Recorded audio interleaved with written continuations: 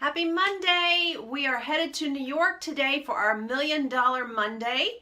And just like last week for Malibu, I am going to give you an in-depth report for reviewing the numbers for the past year and even going back prior to the pandemic hitting. But first, I will give you the numbers currently as of this past month. So let's get straight to it. Let's get to the numbers. As always with New York, I do the Upper East Side on the $1 Million Monday. But if you head over to theexperimentpodcast.com, you will not only get the Upper East Side, I'll provide an extended version, including the Upper West and the Financial District as well. So that is on, again, theexperimentpodcast.com. So here's where the numbers come in for the month of December. The average list price came in at $13.5 million, with the average price per square foot being $2,012 per square foot. Average days on market, 438. I know, it's a lot. But again, you'll see here shortly where when you break it down by market segment, there is a little bit of a difference. There are currently only 16 properties for sale in the 10065 Upper East Side of New York. And the prices are ranging from 1.185 up to 65 million. And of course, they are still sitting in a buyer's market. So now let's go behind the computer and give you a more in-depth report of what is going on in this area. All right, here we go, y'all. Let me share my screen so that I can give you the statistics. All right, so as always, I share with you at the end of most of these episodes, I tell you to go to lauradowdy.com/market report. And what that will actually do is give you a list of 10 different cities. You can just click on any of them, and right here, you can enter in your zip code. For example, my hometown where I grew up, Mayfield, Kentucky. And then this is what it'll do. So then it'll give you an opportunity to view that report. I'm not going to do that right now, but you get the point.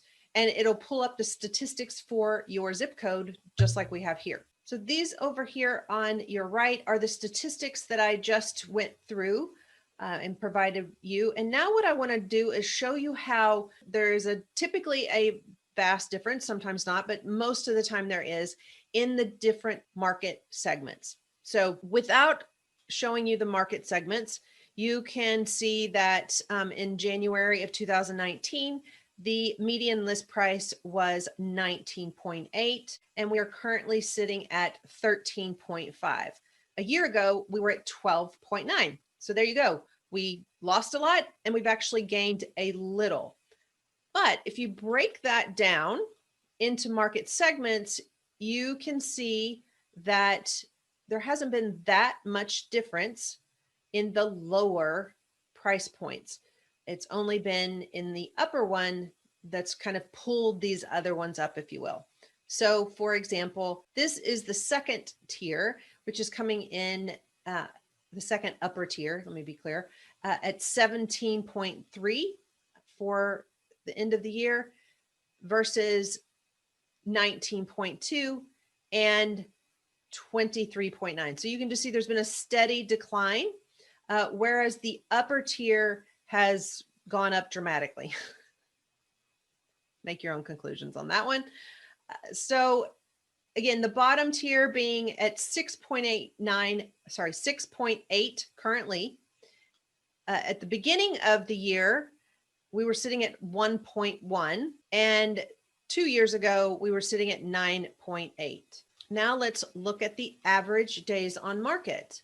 Again, I'll remove the segment breakdown, and you can see that we're sitting at 430, started 2020 at 377, and 2019 at 297. So in 2 years, we've gone up 130 days. But then when you break it down into the market segments, you can see with this, the red is the least expensive properties, started out at 280 days, and they're currently at 430. That's a massive difference compared to the median.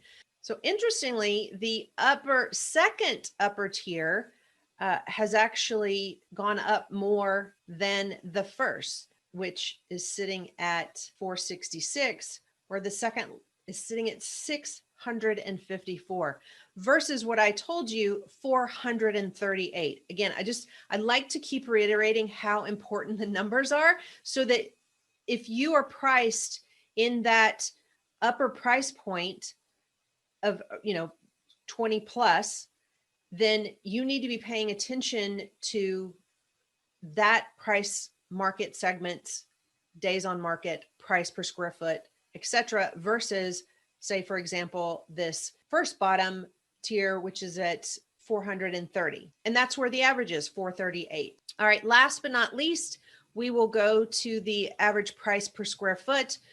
Let me just show you really quick.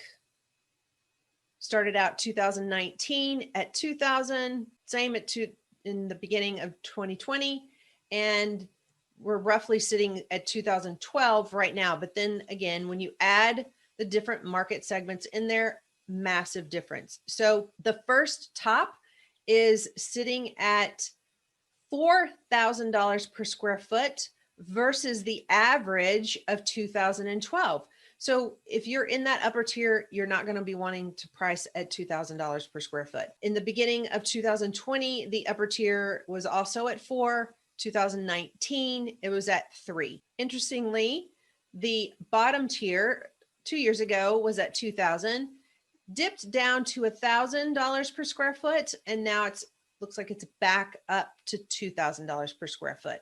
Again, this report is available to you. You can break it down into the different areas. It also shows you the market segments. These are the current, not the past 2 years. This is where we're sitting at currently, 6.4. So it shows you that the average square foot of a property around that price is at 3,400 square feet versus one which is at the top price point sitting at 13,000 square feet. Same with the beds and baths. And you can see here again, the difference, the vast difference, almost doubling. Within the second tier, it's actually doubling, from 232 to 575 for days on market. Again, so important to know your area specifically. This is 10065, in addition to knowing your market segment, the price point that you're in. Thank you for joining me on my $1 Million Monday for New York. Have an awesome week, and I'll see you next Monday. Bye.